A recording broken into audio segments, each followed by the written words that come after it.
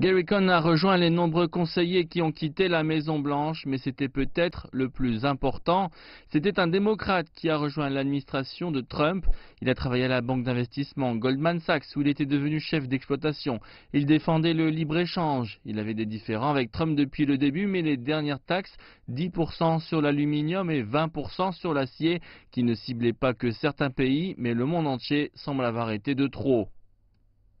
Gary Cohn laisse un grand vide à la Maison-Blanche. Alors qu'il pensait à son départ, le président Trump, qui était à côté du Premier ministre suédois, a déclaré que des guerres commerciales pourraient être bien et que l'Amérique avait été trompée par des amis. Donc maintenant que Gary quitte la Maison-Blanche, la grande question est de savoir qui pourrait le remplacer. Ce pourrait même être Peter Navarro, qui a écrit le célèbre livre Death by China. Ce qui est clair, c'est que le départ de Cohn représente le départ d'un défendeur du libre-échange et que l'America First de Trump n'en sera qu'accentué à la Maison-Blanche. Il est à noter aussi que Gary Cohn a commencé sa carrière dans le secteur de l'acier américain.